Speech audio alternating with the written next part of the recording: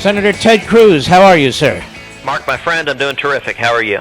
I'm great. You've been very, very busy. You were on the floor last week, duking it out over Israel. You're on the floor today, trying to get the Islamists designated, the Iranian Revolutionary Guard and Muslim Brotherhood as terrorist groups. And you were at the Sessions hearing. Let's start with that. Sure. What do you make of that hearing today? I'm very encouraged. I think the hearing went very well. I think Jeff Sessions did a terrific job. And, I think for anyone watching who is fair and objective, the only conclusion you could come out of that hearing was that this is a man who has integrity, who's going to follow the law, who's not going to be a partisan one way or the other. It's one of the points that I think was important to come out of the hearing is after 8 years of Democrats, they've so politicized the Department of Justice, and Mark, you and I are both alums of the department, and it has a wonderful history of a bipartisan history of enforcing the law and not being a partisan place. The Obama Justice Department devastated that tradition. And with Sessions, we don't want to get back. We don't want to end up having a right-wing partisan. We want an attorney general who will follow the law, and I think that's what Jeff Sessions made very clear today in the hearing, and I think that augurs well, and it indicates that I think he's very likely to be confirmed, and I think he'll be a superb attorney general. It's amazing to me as I watched a lot of the hearings, and we played a good chunk of your statement too, is this. The biggest complaint seems to be that Jeff Sessions isn't a liberal. Yep. And the other thing is, you have colleagues there. I mean, that's quite a rat's nest there. You don't have to confirm that, but you have people he worked with on legislation. Yes. Who were friendly to him. All of a sudden, the fangs are out and they're stabbing him in the back. I mean, that's quite a place you're in, that Senate. It is, and the Judiciary Committee, it's got many of the smartest and most passionate liberals in the Democratic Party. I mean, that's just who tends to be on the committee. And it's often, gladiatorial warfare in the committee hearings. I have to say, Mark, I was pleasantly surprised by the end of the day that I do think the Democrats showed some modicum of restraint. This morning, my assumption is that today would be unbelievably ugly, that it would be personal, that it would be nasty, that the Democrats would just ride out accusations of racism, which is their standard attack for anyone they disagree with. But I feared it would be really ugly and personal. And I was encouraged that by and large, most of the Democratic senators avoided going there. They had some disagreements on policy, but they didn't try to bork Jeff Sessions. And that, frankly, a day ago, if I were casting a wager, I don't know that I would have bet money on that outcome, but I was pleased that they made that choice, and I think it's a result of their making the determination he's going to get confirmed, and so let's work with him, and that was a good outcome today. Plus, he is he's got a very nice personality. Sure. He was handling all the questions. He didn't lose his temper. He answered all the tough questions, and I'll tell you what, I was there in 1986. I remember what they did to him. He was completely prepared for everything. Wasn't that obvious? It was. He had spent a lot of time preparing, and listen, to be honest, he's been preparing his whole life. It's not like he studied a briefing book and was reading from talking points. One of the interesting things, if you watch the hearing videos, Jeff has nothing in front of him. He doesn't have a briefing book. He doesn't even have a note card in front of him. That's pretty rare at a confirmation hearing, and it's because this is a man who spent many years as the United States Attorney in Alabama, who spent many years as the Attorney General of Alabama, and who spent 20 years as a member of the Senate and a member of the Judiciary Committee. So when he is answering these questions, listen, he's done the preparation any responsible cabinet nominee does. He's done the moots and met with his team. But his real preparation is 30-plus years of working in law enforcement, and so he knows these issues, and he's got a record, and I think that's coming through from the hearings. Do you think that, in fact, the U.S. Embassy will be moved to Jerusalem? I do. As you know, I've introduced legislation to mandate that, and I've done that in previous Congresses and have done so in this Congress as well. But I'm particularly encouraged because President-elect Trump has indicated his support for moving the embassy to Jerusalem, and there is existing federal statute that requires that. Now, in the past, presidents have signed a waiver, and the statute has a presidential waiver that enables the president to do that. I am hopeful, and I believe this president and this new administration is not going to waive, and they're in fact going to move the embassy. And I think that's critically important, especially in light of the last several weeks, the shameful assault on Israel that has come from Barack Obama and John Kerry. You know, for 8 years, they pretended to be somewhat supportive of Israel. Now, you and I both recognize that that was a facade, but at least some observers were fooled by that. I think the last month has utterly destroyed any facade of that. I think the actions of the Obama administration seeking a UN resolution attacking Israel, a shameful resolution that claims much of Israel, much of Jerusalem, is not legitimate, is not part of Israel, claims the Western Wall is not legally part of Israel.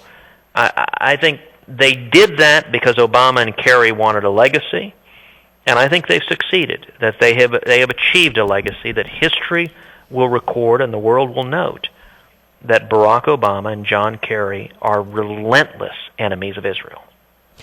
And at the same time, Senator Cruz, this administration gave the okay with other countries, but you know, if we said no, the answer is no, for the Russians to transfer natural uranium, 130 tons, capable of making 10 nuclear warheads, to the Iranians. Yep.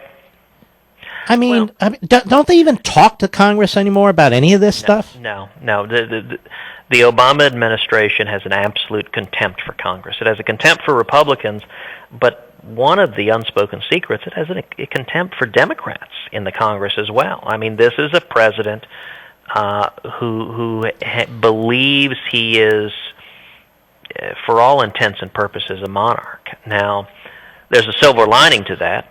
A great deal of the damage that Barack Obama has done has been through executive action and executive orders. I am hopeful, and I think a lot of that is going to be reversed in the opening days of the Trump administration, that what's done by the pen can be undone by the pen, and that's a promising thing. But on foreign policy, we have seen a manifest hostility from Barack Obama to Israel, and a weakness and appeasement towards Iran, towards ISIS, towards our enemies. And let me tell you, Mark, I am convinced this assault may not be done. On January 15th, next week, there is a meeting of a great many countries across the world in Paris to discuss the Middle East. 2 days later, the United Nations Security Council on the 17th is set to vote.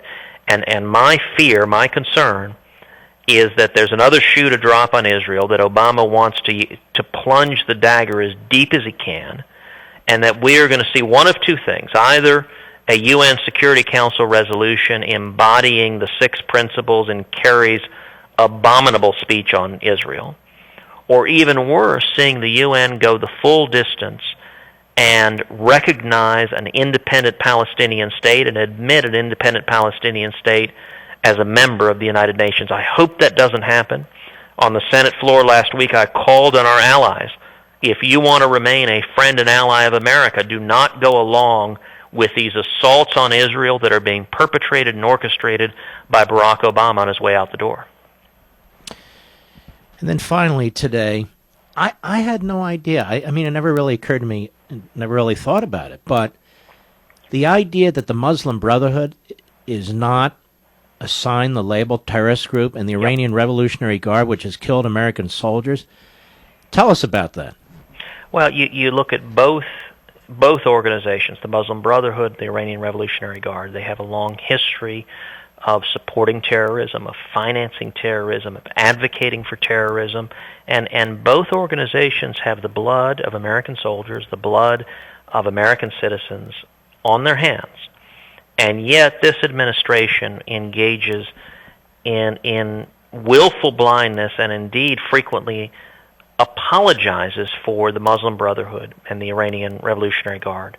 One of the hearings that I chaired in the prior Congress was a hearing on the willful blindness of the Obama administration, where we had a whistleblower testify about the hundreds of times the Obama Department of Homeland Security had gone through the records and sanitized it, removed any reference to Muslim Brotherhood, removed any reference to jihad, had just deleted them, altered or deleted records, and it is profoundly dangerous. And you'll recall it reached the height of absurdity when the terrorists in Orlando killed 49 people in that nightclub. And you'll recall he picked up the phone and he called 911, and he declared his allegiance to ISIS. He said he was doing it to support ISIS. Now, Loretta Lynch, the Attorney General, released a transcript of that 911 call, edited out the portion where he declares his allegiance to ISIS, and then she had the audacity to say, we may never know why he did what he did. I mean, it was straight out of George Orwell. When you excise his statement of allegiance to ISIS, that is his motivation, and then you say, gosh, who could imagine why he did this?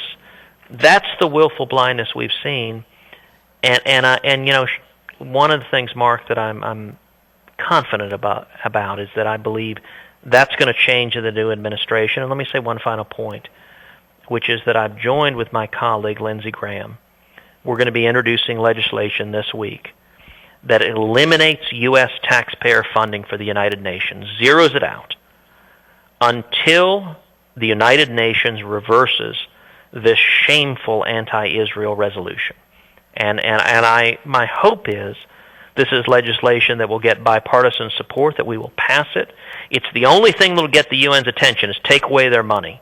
And we need to stand strong with Israel and stop Obama's final assault on Israel. Well, in some ways, you already have bipartisan support. You got Lindsey Graham. Just saying. But that's a good thing. Well, we'll be monitoring that. That, to me, is very, very important. My view is we ought to set up, and others have said this as well, an international organization of nations that really believe in liberty. Doesn't mean we all have to agree on everything, yes, but really believe in liberty. The idea we're in an organization with genocidal maniacs and so forth and so on, it's pointless. And the idea that most of the resolutions are attacking the Jews, I mean, why do we fund such a thing? It's so absurd, is it not? Well, obviously you agree. It is absurd. And, one of the striking videos is looking at the celebration in the UN when they passed this anti-Israel resolution. I mean, it is... European anti-Semitism has long been a problem, and John Kerry and Barack Obama have only fueled it, have only encouraged it by effectively supporting this resolution, by undermining Israel. And I got to tell you, so in the last several days I've met with several foreign leaders, heads of state, consuls general. What we hear over and over again from our friends and allies is a simple plea: where is America? Right now, our friends don't trust us, and our enemies don't fear us. Weakness doesn't work as a foreign policy, and if one word characterizes the Obama foreign policy, it is American weakness. It is the removal of American leadership in the world. I do not know what the next 4 years will entail. I'm hopeful. I'm optimistic. But few things will be more important in the next administration with President-elect Trump and the new cabinet than that we return American leadership to the world, that we stand by our friends and allies, and that our enemies, Iran, North Korea, ISIS, once again fear the strength and might of the United States. And I hope very much that 10 days from now we are facing a dramatically different reality. I've got 30 seconds. Quick question. Obama's giving his Obama speech at 9 p.m. Eastern. I'm not watching it because I don't care. Will you be watching it?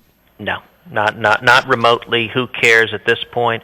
He's disconnected, detached. He's justifying his legacy, and he's demonstrated his contempt for Congress and the American people. The voters rejected the Obama agenda, and he's in denial. He doesn't want to accept that undeniable fact. Well said. Senator Cruz, want to thank you very much. Keep up the good work. Mark, you are a lion for liberty, and I'm proud to be your friend. You too. God bless. and we'll be right back. Mark Levin.